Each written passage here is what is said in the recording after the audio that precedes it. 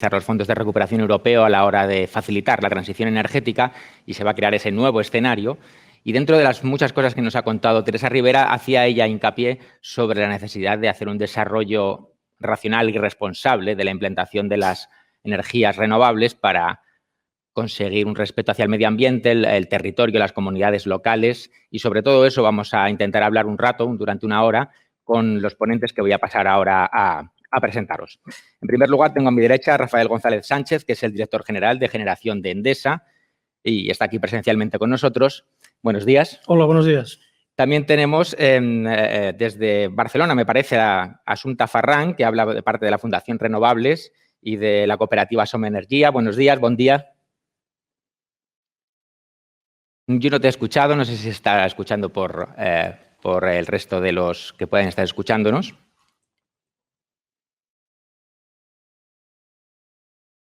Bueno, mientras arreglamos Te veo perfectamente, Assumpta. Lo que no te hago es escucharte, así que voy a presentar a Miguel Ángel Martínez Aroca, que es el presidente de la Asociación Nacional de Productores de Energía Fotovoltaica, que también está con nosotros de forma telemática. Buenos días. Muy buenos días a todos. Miguel Ángel, te escuchamos alto y claro, así que por el momento 2 de 1. Vamos a ver si seguimos con ello. Y también tenemos a José Donoso, que es el director general de la Unión Española Fotovoltaica. Buenos días, José, ¿cómo estás? Hola, buenos días, Raúl. Bien, gracias. Bien, pues de momento vamos avanzando mientras quería explicar que como tenemos este formato híbrido entre personas que están hablando con nosotros de forma telemática, tenemos a Rafael que está con nosotros.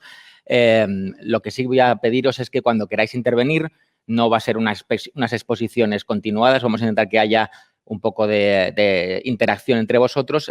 Simplemente digáis que queréis intervenir sobre este aspecto o este otro aspecto para poder daros la voz y que vayamos enriqueciendo con ello el debate, si os parece bien.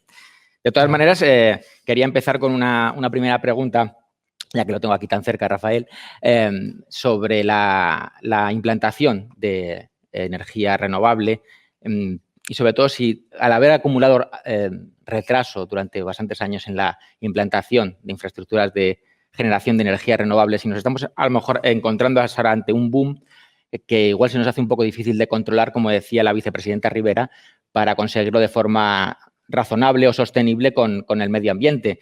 Varias comunidades autónomas están preparando planes de ordenación de territorio, pero mientras tanto los planes se están llevando hacia adelante y encontramos sitios en los que puede haber concentración. No sé eso cómo planteo la pregunta al primer ponente, aunque como os decía podéis intentar intervenir, pero bueno, ¿qué nos cuentas acerca de si estamos ante una bola que pueda ser difícil de controlar y si nos encontramos con alguna dificultad? Bueno, con la dificultad nos encontramos con todo, pero sí, ¿cómo podéis plantear este asunto? Bien, muchas gracias, Raúl. Muchas gracias al diario.es por organizar esta sesión y por invitarnos a participar a Endesa aquí en este debate. Bueno, yo creo que, como se decía en la introducción por parte de la señora ministra, estamos en un momento de transición clave, ¿no? Un momento en que tenemos que hacer todos un esfuerzo, ¿no? para hacer que este gran proyecto de cambio, transformación y descarbonización sea sostenible, ¿no? Nosotros en Endesa estamos ya trabajando en este proceso desde hace muchos años. No es algo que sea un impulso actual, sino que llevamos trabajando mucho tiempo y ahora lo que estamos haciendo es acelerando este proceso de descarbonización y de transición, ¿no? Y basado sobre los 3 pilares que ha mencionado también la ministra, ¿no? Que es la descarbonización, la inversión en renovables, la eficiencia energética y la electrificación, ¿no? Sobre esto estamos trabajando, ¿no? Y tenemos una apuesta clara y decidida por este desarrollo. Estamos en proceso de cierre de nuestras centrales de carbón, que han sido históricamente lo que ha vertebrado muchas regiones y lo que ha supuesto la base de la generación energética, como os decía también en la introducción, en los años 60, 70, ¿no? Y ahora estamos en una nueva época, ¿no? Y ahora, al hablar de boom, hablar de olas, he vivido en renovables y en este sector energético casi 30 años de experiencia, ¿no? Y hemos tenido diversas fases, diversas olas, diversas oleadas, diversos impulsos, ¿no?, a lo largo de estos últimos 30 años, ¿no?, desde la fase incipiente de investigación, desarrollo, hasta fases de una importante actividad, ¿no? Y ahora estamos en una fase en la cual hay un compromiso, a diferencia de las anteriores, ¿no?, en el cual hay un compromiso mucho más global, mucho más extendido de toda la sociedad con la sostenibilidad y con la generación de futuro, ¿no?, innovadora y sostenible, ¿no? Y ahora hay un factor diferente respecto a lo que ha habido en el pasado, y es también el factor económico. Las energías renovables, además de ser sostenibles y medioambientalmente positivas, en estos momentos son competitivas, ¿no? Estamos generando a costes de generación que son competitivos respecto a las energías convencionales, ¿no? Y es cierto que ahora estamos ante unos objetivos ambiciosos, casi instalar 60.000 megavatios en una década, es decir, a un ritmo de 6 gigavatios al año.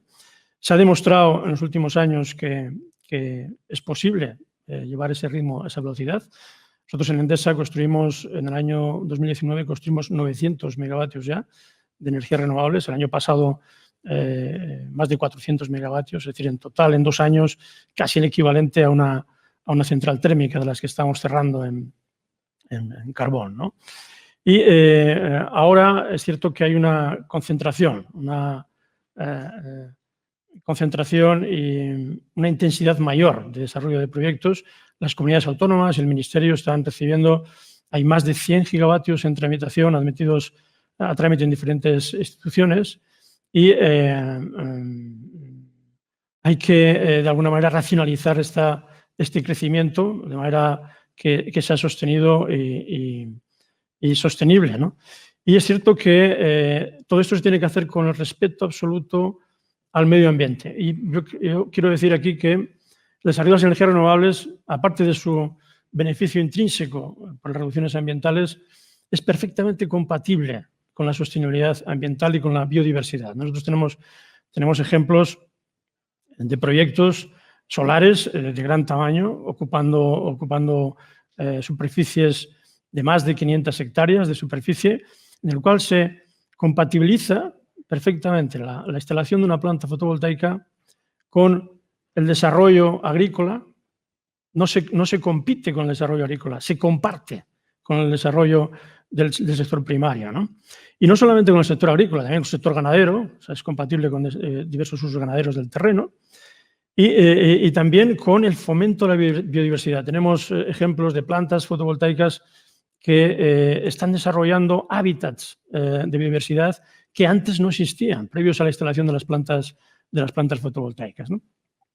Bien, entonces, todo esto se puede hacer compatible desde el punto de vista ambiental y también compatible desde el punto de vista social.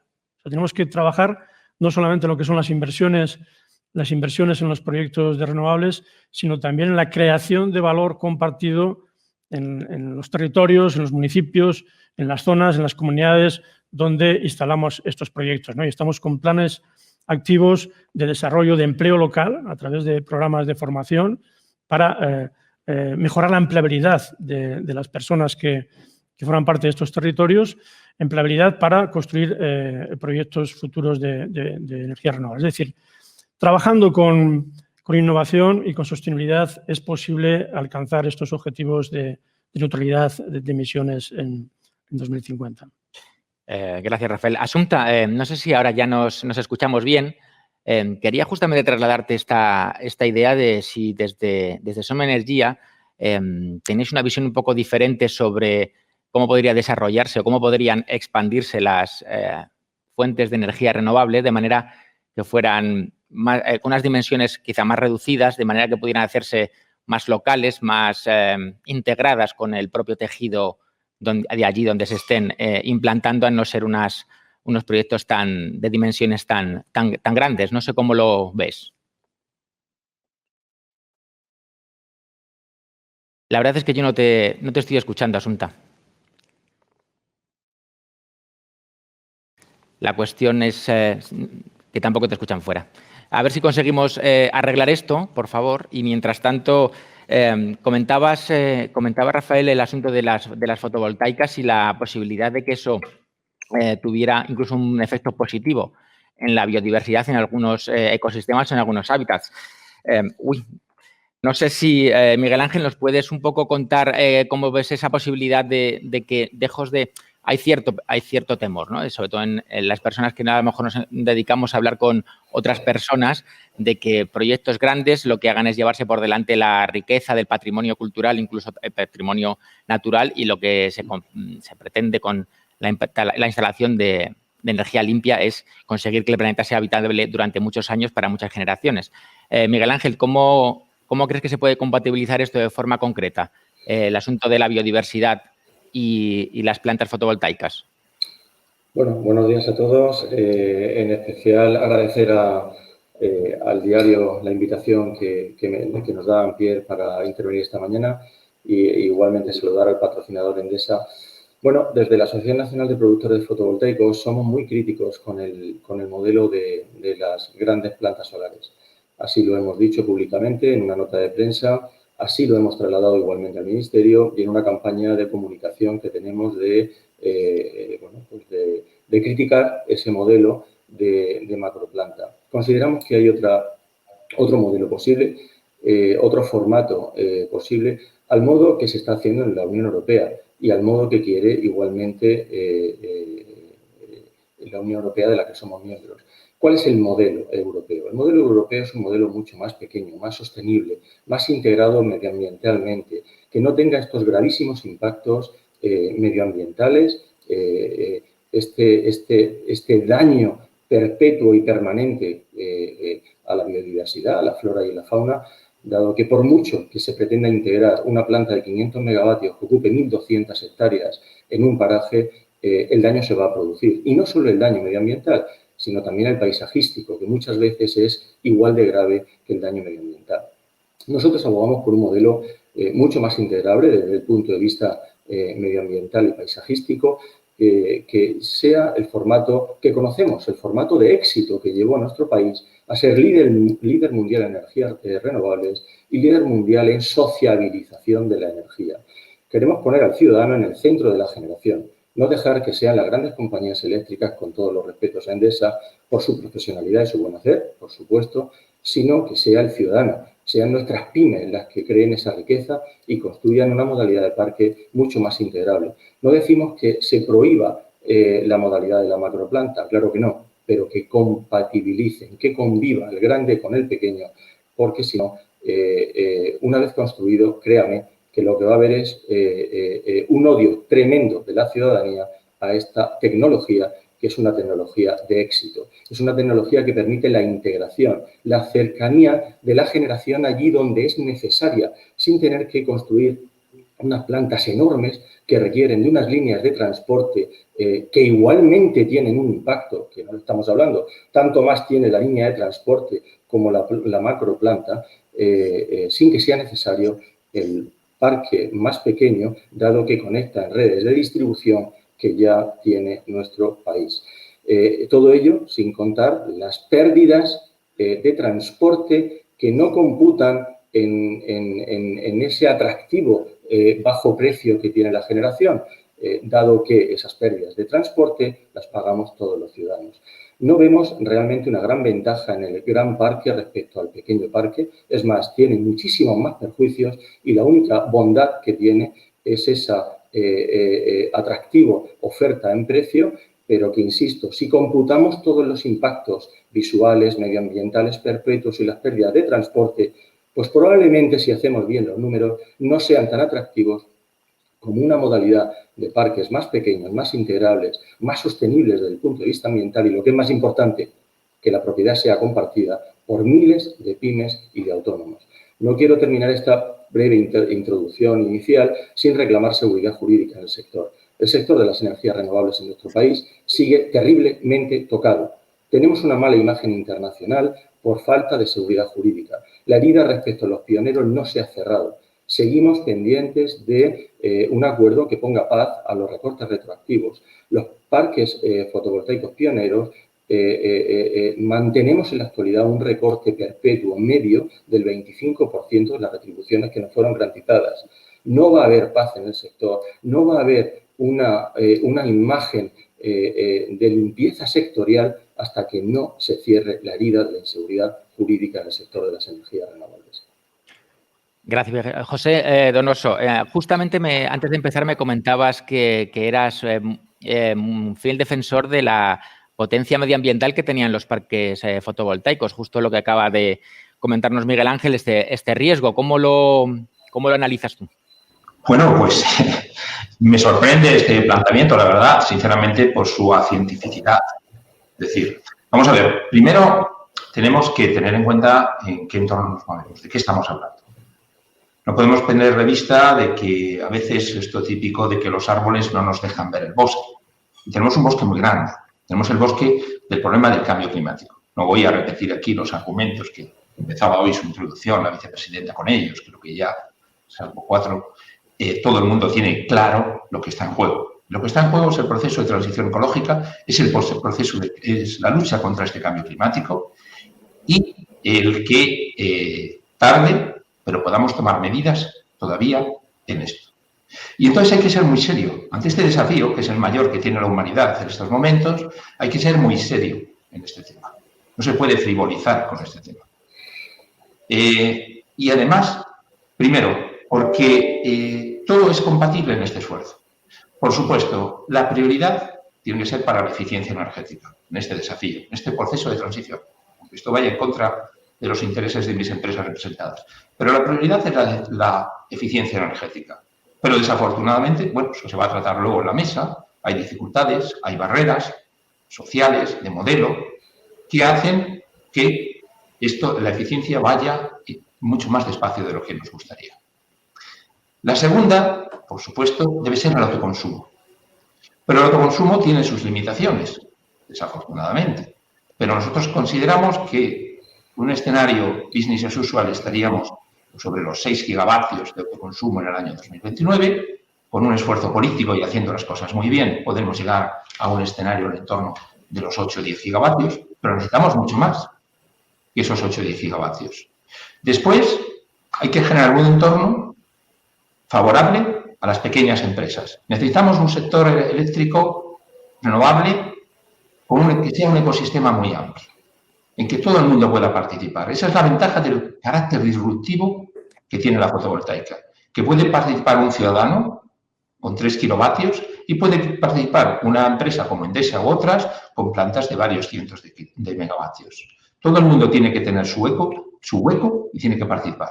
Por ello, desde nuestra asociación venimos pidiendo para que estas empresas de tamaño pequeño y medio tengan su hueco, que haya unas subastas especiales para proyectos de menos de 10 megavatios y que tengan unos procedimientos especiales también que favorezca su penetración, su consecución de puntos de conexión. Pero esto no es suficiente. Necesitamos más. Y ahí necesitamos las plantas en suelo. Necesitamos plantas en suelo de tamaños superiores que, por otro lado, nos dan otro tipo de ventajas económicas a nivel de economía país. De que, por primera vez, España tiene la posibilidad de tener la energía eléctrica más barata para su industria que ningún otro país de nuestro entorno. Y eso va a significar que hablemos de relocalización de empresas en lugar de deslocalización. Y ya estamos viendo las primeras que llegan. Significa que en un momento como el actual, la tecnología fotovoltaica va a contribuir a generar ese empleo que enumeraba antes la vicepresidenta, hablando de 250.000 empleos. Nosotros podemos ir a eso, vamos a ayudar a esos directos e indirectos.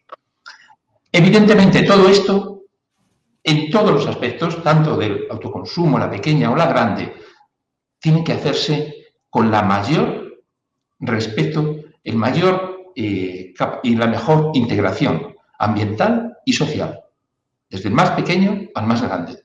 Aquí no es que el pequeño por ser pequeño va a ser más o el grande por ser grande va a ser menos, no. A todos hay que aplicar los mismos criterios y todos tienen que trabajar con los mismos conceptos ambientales y sociales.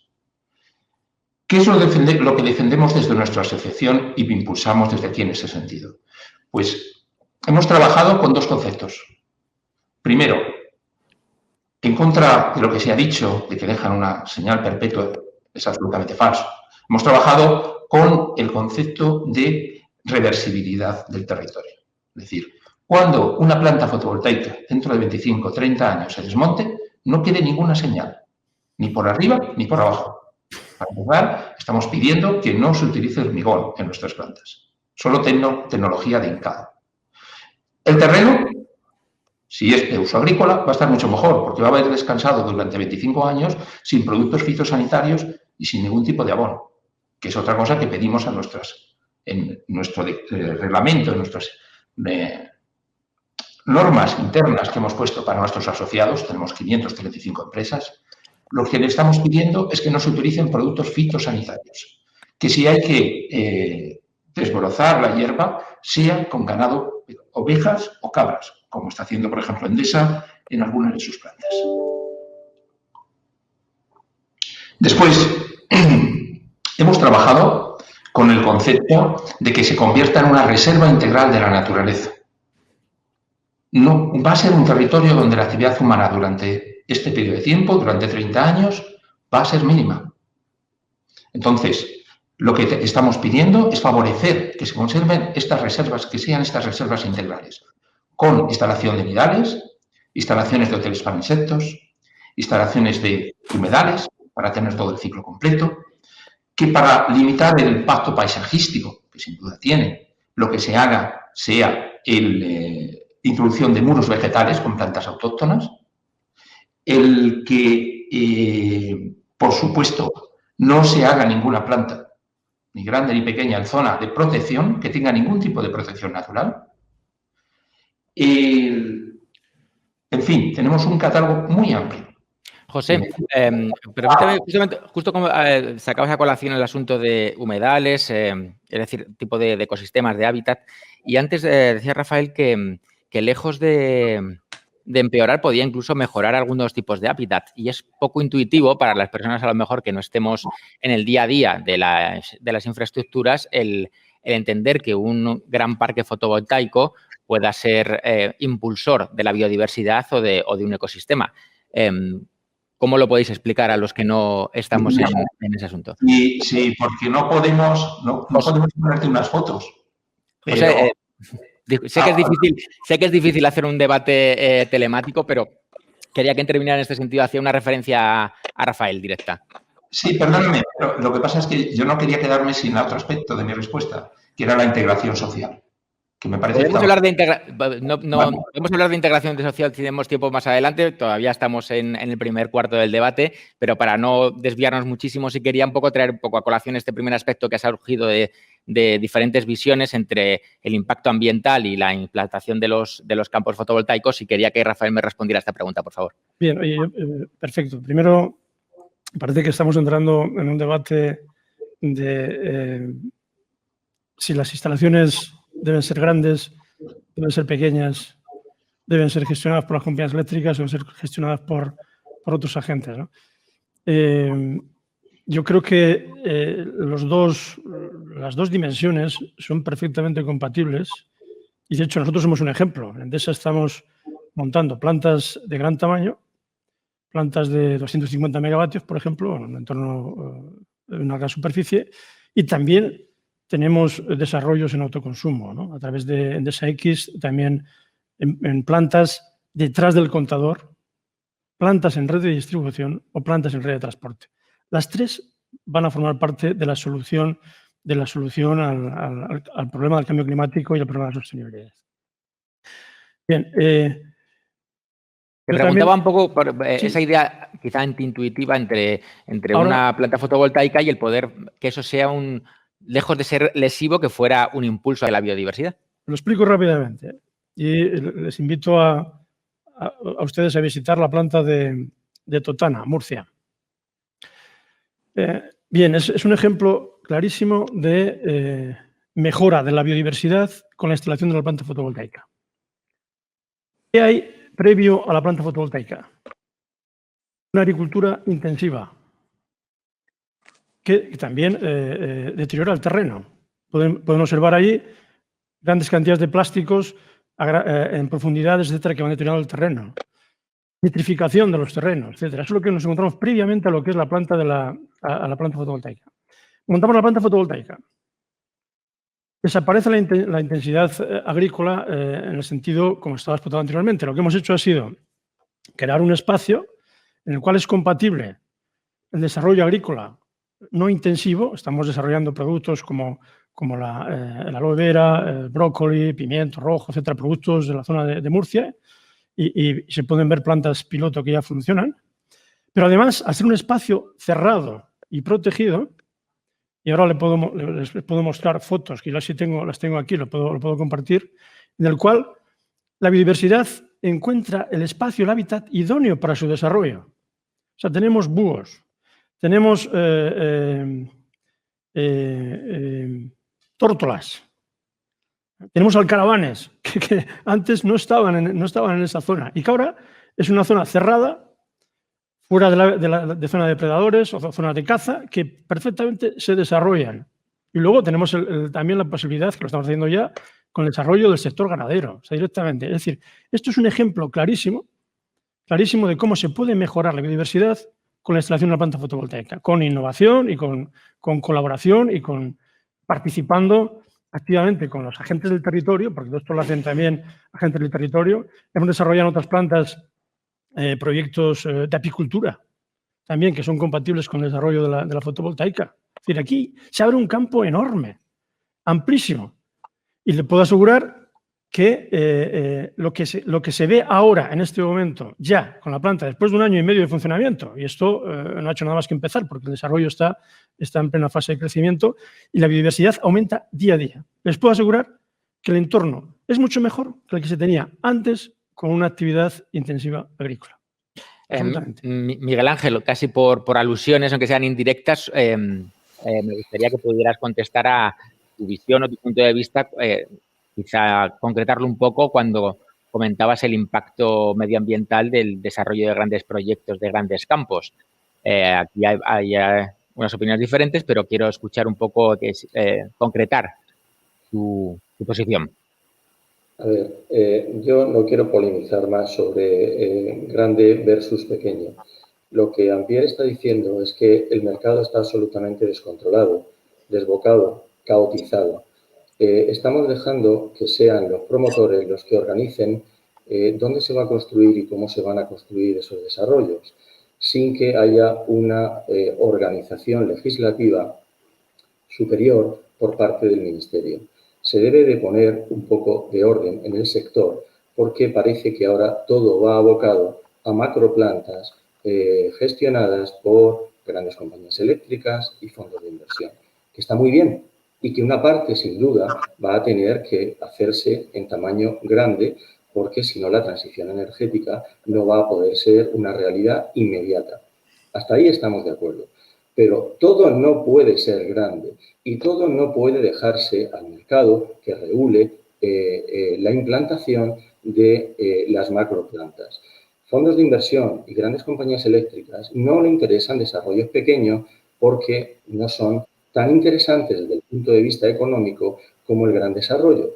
Están acostumbrados a gestionar grandes centrales de generación de energía y quieren replicar el modelo, que es el único que conocen, para trasladarlo a la fotovoltaica. Y eso supone unos grandes impactos medioambientales y visuales, que está muy bien que intenten minimizar su impacto con la integración avifáunica, está muy bien, es loable, pero no nos negarán que tienen un impacto terrible en el medio ambiente, allí donde se implantan 1000 hectáreas valladas, modificando cauces, canales, comunicaciones entre los parajes que alteran la fauna existente.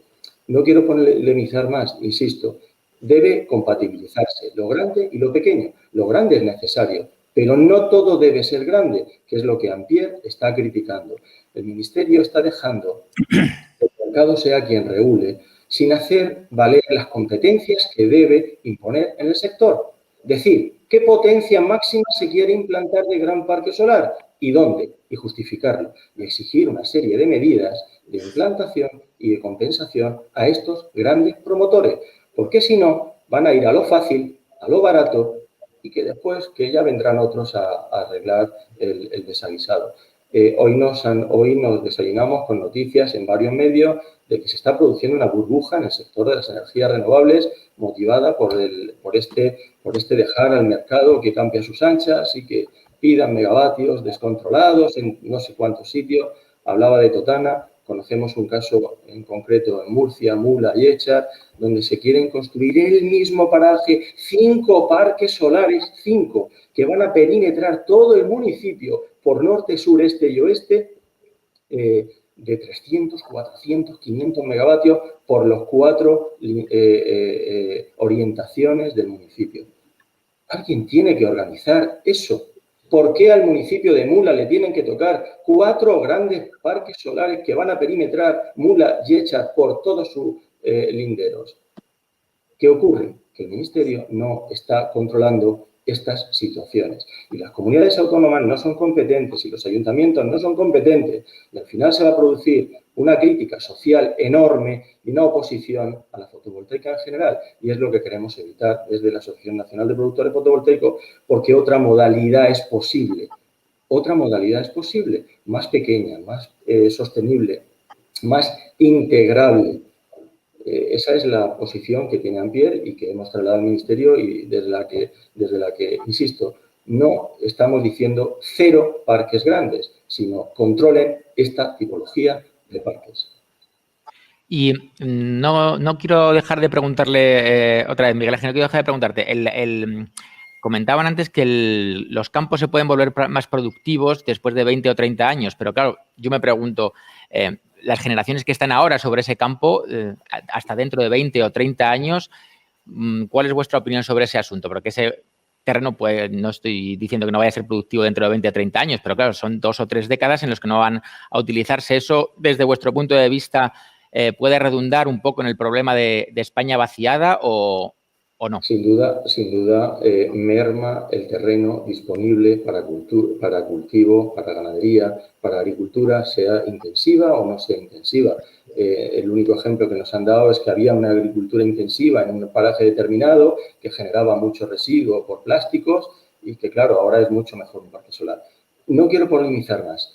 Hay que compatibilizar lo grande y lo pequeño y hay que regular y vigilar al grande mucho más que al pequeño. ¿Por qué? Por los graves impactos que tiene respecto al pequeño. Vamos a ir cerrando este tema porque hay muchos otros temas muy interesantes, sobre todo la electrificación. Nos exigen unas cifras determinadas a 2050 y España está en unos parámetros muy bajos de electrificación de la demanda. Estamos hablando de apenas el 20%. Ahí tal vez hay mucho camino que trabajar, más que inundar de paneles solares todo el territorio agrícola de nuestro país. De todas formas, no quería dejar este asunto que introdujo José. Precisamente decías que los terrenos van a ser mucho más productivos dentro de esas 2 o 3 décadas, pero ¿qué les puede ofrecer el sector mientras tanto a esas zonas, como estábamos comentando? Vamos a ver, primero dimensionemos la situación. Para conseguir los objetivos del PNIEC, si todo el PNIEC se hiciera en territorio agrícola, se necesitaría el 0,2% del territorio agrícola español. El 0,2%. Como he dicho, de ahí una parte aproximadamente, confiamos que en el entorno como mínimo de 1/3, se va a hacer a través del autoconsumo. Con lo cual, estaríamos que el terreno agrícola que se necesita para conseguir los objetivos del PNIEC estaría en el 0,15%. Es decir, no hay ninguna contraposición entre el mundo agrícola y mundo rural. Entre el mundo, fotovoltaico y mundo agrícola. Es una complementariedad de no solamente terreno agrícola, entiendo que también las comunidades locales se preocupan, por ejemplo, con otro sector, como puede ser el del turismo de naturaleza. No solamente es cultivar a lo que se dedica el mundo fuera de las ciudades. A eso me refería un poco, que se puede ofrecer en esas zonas. Sí. Mi pregunta ha sido concretamente a los agricultores. Bien, si hablamos en términos económicos, en principio una renta depende, varía un poco en España, pero un agricultor obtiene la rentabilidad que obtiene de una hectárea, sobre todo en lo que es esa España vacía que hablas, de secano, entre 150 y 400 euros. Frutales y regadío sube. ¿Qué está sacando si la alquila? Pues entre 1.500 y 2.500. Se está produciendo un incremento de rentas muy importante para ese agricultor. Y eso significa un gasto directo que se va a hacer en ese pueblo. El ayuntamiento va a recibir del orden, durante los 10 primeros años, una media de 10.000 euros por megavatio y año, que es también una renta muy importante para esos ayuntamientos para poder mejorar la calidad de vida de esa España rural. Después, nosotros estamos patrocinando de nuestra asociación el que se busquen fórmulas de expandir los beneficios económicos que pueda tener esa planta al entorno local. Primera, como mencionaba antes Rafael, formación para poder contratar empleo local, tanto en las fases de construcción como en las fases posteriores. Segundo, que se contrate todos los servicios y suministros que se puedan a nivel local. Hay que dejar, es una asociación que va a durar 25 o 30 años entre una planta y una comunidad. Entonces, hay que optimizar esos beneficios. Tercero, proponemos fórmulas como que las empresas emitan algún sistema de crowdfunding o de bonos, por el cual bonos asegurados den una rentabilidad a aquellos que quieran participar en el capital de esa planta asegurada en el entorno del 5%, para que no solo quien recibe, a quien se le alquila el terreno, sino también todas aquellas personas que quieran puedan beneficiarse económicamente, tanto del municipio donde se hace la planta como de aquellos municipios por donde vaya a atravesar la línea. Es decir, estamos buscando esas fórmulas. Y repito, nosotros pensamos que las pequeñas plantas tienen que tener su espacio y por eso llevamos luchando años porque se garantice que al menos el 20% de la subasta se reserve a esas plantas y que tengan un entorno favorable, privilegiado para conseguir los puntos de conexión. La verdad que te tenga que otra vez que un poco que interrumpir, José, ya me sabe mal que haya tocado 2 veces a ti, pero es que tenemos buenas noticias y es que hemos recuperado la señal con la Asunta y, claro, quería escuchar esta voz que no se había podido escuchar todavía en la mesa. Asunta, ¿qué tal? ¿Qué tal? ¿Me escuchas? Que se haya recuperado. Sí, parece que sí. Sí, te escuchamos perfectamente. Vale, bueno.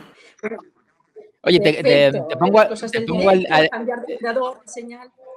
No, os he escuchado. Yo sí que os escuchaba. Te iba a preguntar si nos habías estado escuchando, sí. Bueno, pues quería entonces que nos ofrecieras cómo ves desde Som Energia de momento esas líneas en las que hemos estado hablando un poco de la posibilidad la división entre un impacto ambiental y visual de los proyectos de energías renovables e incluso la posibilidad de que sirvan como catalizador de incremento de la biodiversidad. Y ahora estábamos hablando un poco de las comunidades locales. Te invito a que nos cuentes un poco sobre estos 2 asuntos, ya que tienes que recuperar el terreno. Recupero muy rápido y hablo desde también Fundación Renovables, no solo Som Energia. A ver, nosotros estamos aquí desde hace 10 años, justo cuando empezaba, a mí me gusta llamarle la cacería de brujas contra las energías renovables en España. En aquel entonces, debates como el que hoy estamos teniendo también surgieron en aquel momento muy ligados a la energía eólica y debates tan crudos que, por ejemplo, en el caso de Cataluña llegaron a la aprobación de un decreto pues, que limitaba muchísimo la implantación de renovables. Por tanto, este debate tendríamos que habernos preparado para tener la solución en estos 10 años de parada, ¿no? No solo tendríamos que habernos preparado. Esta jornada se llama El camino hacia la energía limpia. Para mí ese camino es el camino que marca las directivas del Clean Energy Package. Pues cuando leemos qué nos dicen estas directivas, pues ya hablan de que este problema va a existir, ¿no? Lo anuncian, lo explican, que va a ser difícil una aceptación social por la gran cantidad de terreno que se va a necesitar y que, por tanto, se tienen que habilitar mecanismos desde los estados pues para facilitar esa transición, mecanismos de aceptación social e incluso los define como que va a ser necesario pues que tiren adelante proyectos que sean de la propia ciudadanía y de hecho el propio paquete de directivas insiste por primera vez no solo en renovables, eficiencia, también en que el ciudadano está en el centro de esa transición y ya estamos viendo con toda esta polémica que hoy el ciudadano en el centro parece que no esté, sobre todo la gente que vive en las zonas rurales con menos densidad de población, ¿no? Por tanto, a eso había que ponerle una solución. Tuvimos años para prepararlo, para hacer una ordenación territorial. Por tanto, aquí las comunidades autónomas tienen su responsabilidad. Esa ordenación territorial, pues, en su mayor caso, es absente. También desde el Estado ha tenido la oportunidad de ir más allá de las palabras. A mí me gustan mucho las palabras que dice la ministra y las suscribo todas, pero en esas grandes proclamas no está el éxito está en las medidas concretas. Y esas medidas concretas en la legislación nos cuesta de verlas. Fijaros, antes comentaba Rafael desde Endesa que ahora las energías renovables pues ya son competitivas, ¿no? Y por eso ahora las grandes compañías pues se ponen de lleno. Bueno, nosotros nos pusimos justo a nacer hace 10 años y en el momento en que nadie hacía instalaciones desde Soma Energía, financiado por sus socios, que ya somos más de 75.000, pues construimos 10 plantas en el suelo de 14 megavatios con 19 millones de inversión, sin ningún tipo de ayuda. Todas ellas han ido a mercado, todas. Y de eso hemos de ser conscientes, es decir, eso de que no eran competitivas, digamos que el BOE no las hacía muy competitivas. Y la tecnología, evidentemente, pues tenía un coste más alto, pero justamente en esta década que dejamos atrás, esos precios iban bajando y en parte iban bajando gracias a gente como las que están asociados a Ampere, ¿no? Que fueron los que hicieron esas inversiones primeras. Bueno, pues allí hemos continuado, allí estamos y vamos a continuar estando. Y entonces, ¿por qué decía que los éxitos están en las medidas concretas? Pues aunque esas directivas hablen de la necesidad de que los proyectos también sean desarrollados por la ciudadanía, eso parece que se ha convertido solamente en tejados solares. Pues no, no solo son tejados solares. A mí me gusta hablar de la media tensión, esa gran olvidada, la red de distribución en media tensión, que al final tiene que ser la más resiliente, porque cuando esta falla es cuando nos cae la luz a todos, es la que nos conecta a todos a cortas distancias. Y necesitamos empezar a poner proyectos en esa media tensión, que es donde la energía que se va a generar va a llegar al consumidor con menos pérdidas. Y, por tanto, el coste de las pérdidas no tendría que estar ya en el recibo. Tampoco va a necesitar esa gran cantidad de infraestructuras de transporte. Pues, ¿por qué no? Porque la energía que se conecta a media tensión pues no va mucho más allá de 50 kilómetros. Por tanto, ni hay pérdidas ni necesitamos todo ese montón de infraestructuras.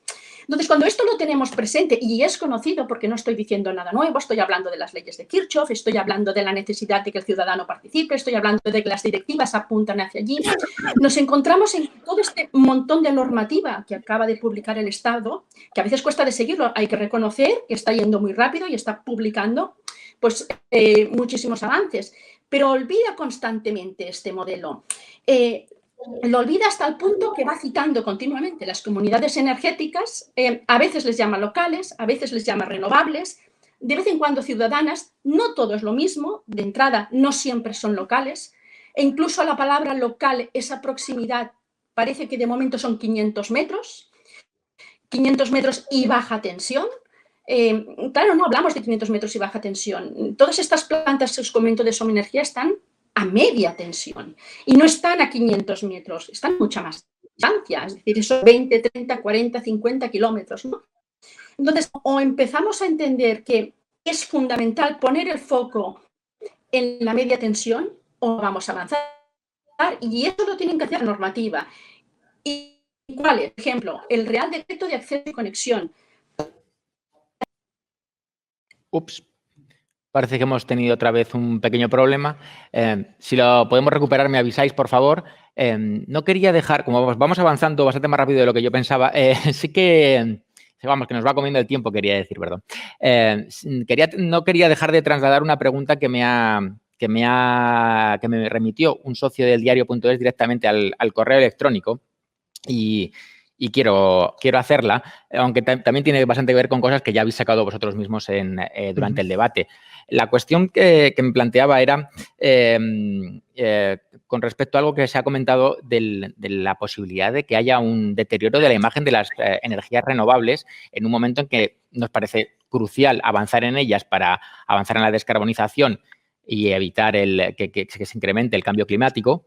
Y y de repente nos podemos encontrar con un riesgo de ese deterioro de imagen que se ha comentado aquí. El socio me decía exactamente sobre una campaña que hay en toda la cornisa cantábrica por parte de asociaciones de municipios pequeños, asociaciones ecologistas, por supuesto, que estaban haciendo una colecta de fondos para tener como una especie de, bueno, como una especie no, como un fondo para poder litigar proyectos que les parezcan especialmente lesivos en toda la parte de la cornisa cantábrica, desde Galicia hasta Cantabria, pasando por Asturias, por supuesto, y cogiendo partes de Euskadi, y es sobre todo especialmente para proyectos de eólica, que hemos hablado mucho de momento de sol, que por otra parte parece a veces que es un poco el que menos se habla a la hora de hablar de renovables. Parece que todos fueran molinos y no todos son molinos. Con lo cual, evidentemente, hay una preocupación, hay un riesgo, hay un deterioro de imagen por parte, por lo menos, en toda esta parte de España, que va desde, bueno, como decía, desde Galicia hasta prácticamente Euskadi, en el que hay una preocupación absoluta por la implantación de grandes molinos de viento en diferentes lugares, ¿no? Desde los valles pasiegos hasta las zonas de Cantabria. Y eso realmente creo que es una preocupación que debería afrontarse, el hecho de ese deterioro de la imagen. ¿Cómo lo veis? Lo pregunto a todos los que están en la mesa. Empiezo el caso por Rafael, sobre ese posible deterioro de la imagen de las renovables que hace que la gente se asocie, se organice, pida dinero que están obteniendo para tener posibilidad de acudir y litigar en los tribunales. Bien, yo si puedo comentar primero el desarrollo de las energías renovables y de las nuevas tecnologías, pero no solamente es eólica y solar, y también proyectos de hidrógeno, proyectos de almacenamiento, proyectos híbridos, innovaciones tecnológicas, etcétera, ¿no? Estos proyectos para la España vaciada son una bendición. Es así. O sea, tiene mucho que ver con esto mismo de ese miedo dentro, sí, que es de la España vaciada. Ahora voy a hablar sobre el deterioro, miedo. Que son dos aspectos muy complementarios, bien, desde luego. Sobre este desarrollo de la España vaciada, ¿qué otras oportunidades hay en estos territorios de invertir, de hacer desarrollos, si no son estas, las vinculadas al recurso que afortunadamente tienen? O sea, no todos los emplazamientos tienen recurso solar o recurso eólico para poder desarrollar los proyectos. Son afortunados aquellos que lo tienen, aquellos que lo tienen y que se puede, si se hace bien, y nosotros en Endesa estamos haciendo todo lo posible desde el primer momento, desde la fase de concepción del proyecto, desarrollo del proyecto, hasta su operación durante muchos años, nuestra presencia permanente en el territorio, si se hace bien, esto perfectamente crea desarrollo económico. O sea, en el último año hemos formado a más de 700 personas en entornos rurales de Cáceres, Badajoz, Teruel, León, Murcia, zonas rurales, zonas que están sujetas al problema de la España vaciada, ¿no? Esta creciente oposición que comentabas de la energía eólica, sobre todo en la cornisa cantábrica, que es cierto, que por los tamaños cada vez mayores de estas turbinas y por entornos en estas especiales áreas que son sensibles ambientalmente, hay una cierta oposición, que no es nuevo. Esto se ha manifestado desde el origen de la energía eólica. Desde hace más de 30 años estas oposiciones ya las ha habido, ¿no? Yo creo que aquí, si se trabaja desde el principio con las comunidades locales, con las entidades ecologistas, con las empresas y con las entidades y organizaciones que también podemos contribuir juntos a hacer un proyecto, un desarrollo que sea un proyecto sostenible. Si finalmente no es posible, porque hay un espacio protegido, hay una afección o lo que sea, es mejor ir a otro sitio. No necesariamente tienes que encontrarte en un sitio donde hay una sensibilidad, una especie protegida o lo que sea. Entonces, yo tengo un ejemplo en la cornisa cantábrica, precisamente también en la zona de Galicia, de una posición municipal frontal de décadas a esta energía, a la energía eólica. Y puede usted ir ahora y preguntarle al alcalde y a los vecinos de este municipio, cuando ya el proyecto está implantado, ¿qué es lo que ha ocurrido ahí? Pues ha ocurrido una transformación del entorno, en el cual era un entorno que estaba protegido por interés turístico y ahora tiene más interés turístico que antes. Nosotros hemos contribuido también con nuestro programa de desarrollo sostenible y de creación de valor compartido en el territorio, es decir, con iniciativas con el territorio, para fomentar aquello que ya hacen y de lo que ya viven, que en este caso era era el turismo regional, turismo local. Y ahora es un proyecto que está conviviendo perfectamente con el territorio y aquellas personas que eran opuestas a este desarrollo ahora son defensoras. Es decir, si se hace bien, si se hace desde el principio, hablando con las entidades locales, regionales y llevando a cabo un proyecto que sea sostenible, no debe haber ningún problema. Y la tecnología ayuda al hecho de que haya menos, ahora se instalen menos turbinas para generar más capacidad, el impacto es menor por el número de turbinas, ¿no? Miguel Ángel, ¿cómo crees que lo estamos haciendo bien? Pues mira, hemos conocido los datos, conocían ya hace unos meses por parte de Red Eléctrica de lo que hay solicitado con permiso de acceso y conexión para construir de aquí a 2030 tanto de la tecnología fotovoltaica como la eólica. Y nos informa Red Eléctrica de que hay 170 gigavatios solicitados cuando el PNIEC está pidiendo un máximo para cumplir holgadamente los compromisos internacionales de 59 gigavatios. Este es el origen del problema. Ampere viene indicando que tiene que haber un control. Rafael acaba de hacer en su intervención referirse varias veces a utilizar la frase si se hace bien, si se hace bien, si se hace bien. Pero ¿quién lo tiene que hacer bien? ¿La empresa privada? ¿El promotor? ¿Las grandes compañías eléctricas tienen que decidir si lo hacen bien o lo hacen mal? Estamos denunciando una falta de organización, de control, de supervisión, de poner orden y concierto en un sector que está desbocado, que los medios vienen a decirnos que hay una burbuja renovable incontrolada. Si se quieren 59 gigavatios, ¿cómo es posible que ya se hayan concedido 170 gigavatios que estén cerrando acuerdos con terreno para la instalación de los mismos? ¿Dónde nos lleva esto? A un colapso del sector eléctrico nacional. Es decir, va a haber muchísima más oferta que la demanda máxima de nuestro país y la explicación que nos dan por parte de UNEF, José, al que le quiero mucho y le tengo mucha estima, un gran profesional del sector, vaya por delante, uno de los mejores profesionales del sector, con un conocimiento muy profundo del mismo, nos dice que va a ocasionar que se produzca un crecimiento del sector empresarial, una atracción de implantación de nueva industria, porque va a haber mucha oferta de energía. Entonces, todo esto lo dejamos ¿se va a solucionar? ¿Va a haber un problema? Sí, todos ya sabemos que vamos abocados a un gravísimo problema. 170 frente a los 59 que quiere el PNIEC. Pero la solución va a ser que tal vez el día de mañana venga la industria a implantarse porque la energía va a haber mucha y muy barata. Hombre, con el cariño que te tengo, José, no podemos dejar que el sector se autorregule de esta manera. El Ministerio tiene que asumir las competencias adecuadas porque a la pregunta de Raúl, ¿qué va a pasar socialmente sobre estos grandes impactos? Pues obviamente los va a haber. Y los va a haber con una macroconstrucción desproporcionada, descontrolada, que hemos dejado a los promotores que decidan dónde, cuántos y que lo hagan bien o lo hagan mal. Con lo debido respeto a todos los que me han precedido en la intervención. Tenemos que ser un poquito más serios. Todos tenemos avidez por invertir, por desarrollar, por promocionar, por darle futuro a nuestros hijos. Eso es loable, entendible. Pero potencia sin control no sirve de nada, como dice un conocido eslogan.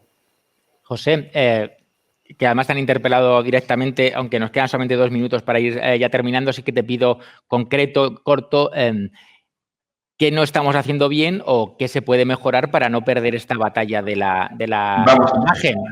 imagen de las fuentes de energía renovable y que realmente sirvan de palanca para la descarbonización sin crear un conflicto social. Vamos a ver, intentando ser telegráfico. Para nosotros, esto, lo que estás mencionando tú, nos parece una mayor amenaza al proceso de transición ecológica. La falta de información o el comportamiento de cualquiera que no lo haga bien en este proceso está produciendo una amenaza al proceso de transición ecológica. La desinformación que se está dando por muchos colectivos, por algunos colectivos están en contra, es un proceso, es una amenaza al proceso de transición ecológica. Comportamientos irresponsables por parte de empresas también es una amenaza a este proceso. Hay que hacer las cosas bien, pero poner en duda a la administración de forma gratuita es acusarla de prevaricación. España tiene un sistema regulatorio. Esas plantas que van al ministerio están siendo evaluadas. Para nosotros es clave, porque procesos, hacer mapas y decir líneas, esos son líneas gruesas. Al final, lo clave y fundamental es un buen estudio de impacto ambiental, hecho por buenos profesionales y evaluado de manera adecuada por buenos profesionales. Cuando se habla de 170, es verdad, hay una cantidad de gigavatios en este momento de promoción que es muy superior a los objetivos del PNIEC. Pero todo el mundo estamos de acuerdo en que esos objetivos del PNIEC son poco ambiciosos, que el proceso de transición ecológica necesita más, pero necesita más bien hecho. ¿Qué hacemos desde, primero, estos 100 y pico gigavatios van a tener una mortandad, no todos se van a construir.